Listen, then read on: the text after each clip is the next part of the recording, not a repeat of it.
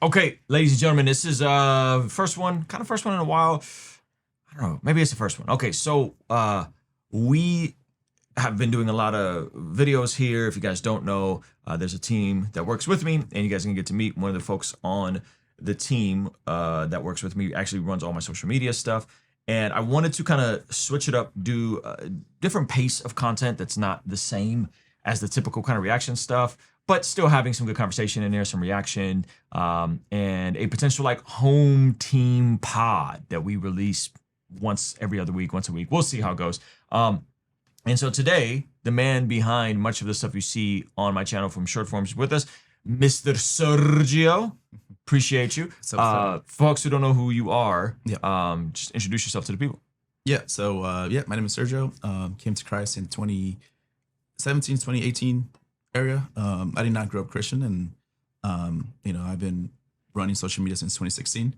So when God saved me, I stopped doing social media, and then God kind of brought it back, and we were able to connect and help other people with social media. So yeah. When did you start running my Instagram and TikTok and all that stuff? What year was that? Was it 2022, 2023? Yeah. Had to have been 2022. Yeah, around there for sure. We started talking, and then it took like a couple months. Yep.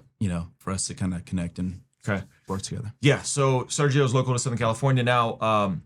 Before we get into some of the clips we're gonna get over, the idea here is that he has some short form clips. I'm gonna react to them. He's gonna prompt me. We're gonna try to speak to some of the felt needs that I feel like the folks in this community have. But before we get there, real quick, I see this in the comments. Maybe like every once in a while, people be like, "Where is Zach? Where is Zach?" Okay, Zach's in Nashville, living his best life. About a year ago, Zach felt led to transition and start his own agency, which he has, and is thriving and is flourishing. And if you're looking for services, reach out to him. I think he's on Instagram still, but he went remote with us in September just to be able to focus more on family, and then has fully transitioned off, moved to Nashville in April. He's doing great. He just sent me an update a couple days ago with the fam, them enjoying Nashville, which I love Southern California. I'm never leaving, but that was always on his heart. He wanted to leave. And so he's in a Nashville area somewhere. He's working with some real big podcasters. He was doing stuff for us remote as long as he could, and his stuff's just exploding. So shout out to Zach Sparazzo. All right, so you say that ambition is technically stewardship, right? If someone doesn't like or hates their 9 to 5, how do you steward a job that they never wanted to be in, or they just don't like it, or This is a personal question for you? No. Yeah, I think we have to steward our ambition. Yes, I think at the core of what godly ambition is, it is stewardship, as in managing the things you've been given. How does someone steward something, particularly a job that they don't like? There's a couple ways to approach it. I think much of it is a mindset thing. Like, I think the lie, and this John Acuff talked about this in his book Quitter. I think the lie is that you can be lazy at your 9 to 5, and then like the thing you really want to do, you're just gonna instantly turn it on for. That's good. And most people aren't like that. Like, if you suck at your job, you're not gonna come home and hustle your face off on your side hustle that you want to be your full-time thing. Mm-hmm. And even if you do, by the time it becomes your full-time thing, if it actually becomes your full-time thing, which seldom does it, you will probably slide right back into those same tendencies. So the way I look at a job that you don't like is that it's a preparation season for the thing you really want to be doing. So in my life, I talked about this in the book Godly Ambition. I shared how I had a job working with adults with developmental disabilities. It was not what I wanted to be ultimately doing. It was not even something that I was particularly passionate about, but in doing that job, it allowed me to expand my capacity for people, and expanding my capacity for people prepared me for the next season of my life, which was working at my church and doing more ministry, full-time ministry stuff, and then doing ministry full-time and doing all the video stuff. Still the same degree of discontentment. Like, you're still content from one standpoint, but still frustrated from another standpoint, because it's not what I ultimately wanted to do. But I just remained faithful and did the very best that I could. And all of it, I think, sets you up for the next season. So I think that the tension that people run into is they think that they can just turn it on and go. And so, like, how do you navigate the season where you're not doing the thing you dream about doing? Well, one, I think that you always deal with that on some degree. Like, I think every season of life, there'll be another milestone you want to hit, or another thing you want to do, or another dream you have. Mm-hmm. So if you're not even faithful to that right where you are, what makes you think you're going to be more faithful to that? I'll give a practical example. Like YouTube's going amazing. Podcast is going amazing. Everything is going great right now, right? I'm getting flown out to speak at conferences and I do my own events and all that's great. But I'm still like, oh, but I want to release more music, right? There's always another thing. Oh, but I want to release more. I'm looking at what like Nick D is doing, who's a dear friend of mine. He's on tour with Connor Price. So Forrest is doing like, oh, I want to do what they're doing. And I bet you there's a degree of like they want to do, you know what I mean? Like if you don't check that in your heart, there's always going to be another thing you wish you were doing. So I think you got to be faithful to what's right in front of you, because what's right in front of you is often a preparation for the next season. And Jesus says, he who's faithful with little things will be entrusted more. So if you can't be faithful to your job right now, what makes you think you're going to be faithful when you can do the thing you love to do? And I think it's really a struggle for many people because they aren't faithful in the little things and they want more things, but they can't even manage the little things that they've been given and manage those well. So how do you practically do that? I think, in my opinion, I think you become the biggest asset to your current employer right now. What can you add?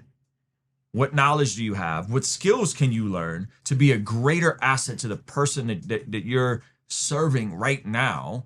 And if you could do that and potentially even get paid to learn stuff, right? So every time I learned something while I was working at the church, all of that was transferred over into my own thing that I'm doing now. Learning about video switches, learning about broadcasting, learning about YouTube Live, learning about thumbnails, like all of that directly transferred over into my real stuff. And I got paid to learn stuff. I got paid to go to conferences. Like that's crazy to think about. And so I think if you look at it from that perspective, Curtis King in his book, he talks about don't view your job as your adversary, view your job or your current boss as a seed investor for your venture. So your current employer is giving you the means to put food on the table, to provide for your family, so that in the next season of life, you can actually do the thing you want to do because they're helping you have stability now, and then you work on the next season. I talk about the two buckets that we all have to have, right? So I parallel this to two different buckets that every single one of us is responsible for,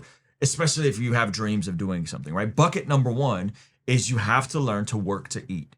Okay, so if you're a young man, you're trying to figure out where to get started, you got to learn just to work to eat. Work to provide for your needs and preferably move out and sustain yourself. What you do for money, what you do for a job, those are the things you need to do to just handle your baseline. 1 Timothy chapter 5 says, a man who does not provide for the needs of his family, particularly his immediate family, is worse than a non-believer and has denied the faith. So this is bucket number one. Bucket number two is you sow to reap for the next season. So you got to work to eat for right now, and you got to sow to reap for the next season. Now the work to eat, this literally comes right out of the scriptures. This is 2 Thessalonians chapter 3, verse 6. It says, in the name of the Lord Jesus Christ, we command you, brothers and sisters, to keep away from every believer who is idle and disruptive. Now it's interesting that he says idle and disruptive. Okay, so let's look up this word idle in the original language. Ataktos. Irresponsible, right? Idle is irresponsible here. And let's look up the word for disruptive. It's the way that this is packaged together. So Paul is using this repetitive phrase, idle and disruptive, and does not live according to the teaching you received from us. For you yourselves know how you ought to follow our example. We were not idle when we were with you, nor did we eat anyone's food without paying for it. On the contrary, we worked night and day, laboring and toiling, so that we would not be a burden to any of you. We did this not because we do not have the right to such up. This is another thing about sideline conversation, but about, should pastors get paid? Should itinerary pastors get paid? Should people that travel and preach the gospel get paid? Paul is saying we had the right to help from you. And he talks about this in 1 Corinthians chapter 9. He says, but we didn't do this because you guys were idle and we didn't want you to feel like we were taking something from you. So we worked while we were with you, and we did this as a demonstration so that you didn't fall into the same entitlement. He says we did this not because we do not have the right to such help, but in order to offer ourselves as a model for you to imitate. For even we were with you, we gave you this rule: the one who is unwilling to work shall not eat. Okay, so every single person that's under the sound of my voice, as a preacher would say it, you got to learn to work to eat. Now, it's interesting that he's writing this to a church. This isn't written to non-Christians. This is written to Christians who are dealing with being idle and disruptive. They're dealing with not doing anything productive with their time, which is leading them to be busybodies and to be disruptive. And Paul said, hey, you got to work, man. If you're not gonna work, you ought not eat. right? So every single person has to say, I gotta work to eat. I gotta learn to put food on the table. That's bucket number one. That's baseline. If you're not working to eat right now, you need to go work to eat. You need to figure out, get a job. If you can't get a job, try doing, I don't know, TaskRabbit, right? TaskRabbit is an app where you can come and pay, people pay you to assemble IKEA furniture or do basic painting or do basic stuff around the house. I got a buddy of mine who was on TaskRabbit in a major city, started out just assembling furniture, ended up learning to paint, and now makes 10 grand a month on TaskRabbit, and he's able to pursue being a stand-up comedian at night. You gotta learn to work to eat, right? And then he's sowing to reap for the next season. He wants to be a stand-up comedian, so his baseline needs are met for. He's responsible. He's taking care of, he's saving for the first time, and then he's pursuing the thing that he wants to build for the next season. He's sowing to reap for the next season. What happens is people sow to reap, not understanding that a harvest takes time. The only thing that grows overnight is weeds and magic mushrooms, right? But when you're sowing to reap for the next season, that means I'm sowing seed and I'm caring for the land, and I might not see that harvest for a year or 2 or 3 or 10. It took me 10 years from when I started taking music seriously to become a full-time musician. It took me 5 years from learning to be, from taking YouTube seriously to becoming a YouTuber. It took me 2 years from becoming an author seriously to becoming a published author, right? You can condense that time as you do it more and more. So if someone, a Christian is, he already has one bucket done, right? He works, he's providing for his family, but they don't see themselves doing that forever. How much time do you think they should put in a week to invest on that bucket as a growing family and as a man that wants to provide and do it full time? Well, it would depend on what season of life you're in. It would depend on what season of how old are your kids. It would depend on what you're trying to do. You got to do the right thing, right? Like if you're 50 trying to become a full-time Christian rapper and you got your kids are 8 and 10 or whatever, right? Or let's just say your kids are early teenagers. You got young boys, they're teenagers. And you're 50. And you're like, I want to be a full-time Christian rapper.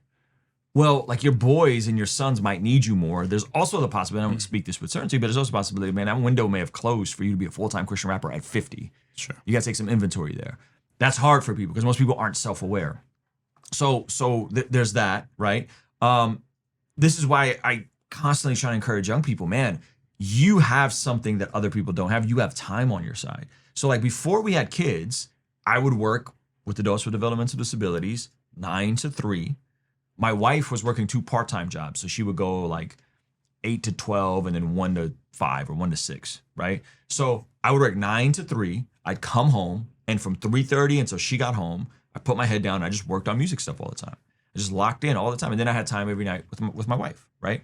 So you gotta figure out which season of life you're in, what capacity do you have. If you got little kids, probably not gonna pursue building a poppin' YouTube career if you got a newborn, right? But if you have an understanding with your wife and your bills are paid and you can break away once or twice a week to go do the thing, you go do what you can. So you gotta take some of it. There's not a one size fits all. I would say within the context of a marriage, you need to have clear expectations and clear communications on what are we doing. I don't think, this is a Dave Ramsey quote, I don't think wives and families are afraid of men working hard. I think he said they're afraid of the hard work season being the new normal. So it's like if you're working 40 hours a week at a job and then working another 80 hours a week trying to get this thing off the ground, you can do that for a window of time, but you can't do that indefinitely. You can't put your head down and be like, I'm just gonna go super hard and just indefinitely grind my face off, right? That's not how it works. So you get it in when you can, right? You get it in when you can. That might be when everyone goes to sleep and you break away and you shoot some YouTube videos if that's what you want to do, or fill in a blank. So you get it in when you can with the season that you have. I think this is more crucial because when you're older, you don't have the time, but you have the external motivation. You have your kids, you have your wife, you have like people depending on you. When you're younger, you have the time, but you don't have the external motivation. And if you're a young person listening to this, consider, again, this is a future version of you, depending on the current version of you, to make better decisions. There's a future version of you that may not want to do the Joe job that you're doing right now. And they may want to do something different. They may want to pivot in your career. So a lot of this, I think, is transferable within the season that you're in. And can you build skills that can serve you at your job and be a bigger blessing to your employee at your job while setting you up for the next season, right? That's the sweet spot. Is like if I'm getting paid to learn, like I got paid to learn when I was working at the church, which was incredible. I got paid to learn, and I was able to take those same skills and transfer them over to my music stuff. Like that's the ideal situation. Are you kind of in the vicinity of what you want? I wanted to do media and music. It's kind of in the vicinity, and then I was running the media department at my church, so I get paid to learn. And then when I think I had on the weekends, I would just put my head down and work. Every other night, I'd put my head down and work. Hey, real quick, here's something every follower of Jesus can lock arms on. I've always said it's better to be known by what we're for instead of by what we're against. So what if we became known as the people who show up for women in crisis, the people who protect vulnerable children, the people who are the hands and feet of Jesus when someone feels scared, abandoned, and alone? That's why I want you to hear Karen's story. When I first found out I was pregnant, I was just scared and I wasn't sure what I was going to do. I'd had an abortion before. It was a really painful experience emotionally. The panic just kind of set in. And at the time, I was like struggling a lot, like financially. The father of my baby didn't want to be involved. He telling me that he didn't want the baby. I already kind of knew that it didn't really seem realistic for me to keep the baby. So when I came in, they took me into a room and they just kind of talked to me about the situation, like asked me what was going on. It seemed like they really cared. It seemed like they really were interested in hearing my story personally, and not like they were just like, no, you need to keep the baby, or like push that down my throat. They gave me an ultrasound and she kind of talked to me about how my situation, it seemed hard, but that it was possible to like, provide for the baby. The turning point for me to know that I wanted to keep the baby was when I came here, just knowing that there was hope. I love Kai so much. I just feel like he's all that I needed. He gives me that comfort. He brings me a lot of joy. Today, Karen is raising her son Kai. She's back in school pursuing her master's degree, and years later, Human Coalition is still supporting her. Karen herself said that if Human Coalition had not stepped into her life, she probably would have gone through with the procedure. This is what being pro-life looks like. Not just winning arguments, not just posting online, actually showing up, actually helping, actually being the hands and feet of Jesus. Human Coalition has already helped over 35,000 women choose life, but there's still countless mothers searching for help right now. For just $26, you can connect a woman like Karen with the support she needs before the abortion industry reaches her first. Jesus said that whatever we do for the least of these, we do for him. So let's not be known by what we're against, but instead be known by what we're for. Click the link below and donate $26 today. It may be the most important $26 you've ever given in your life.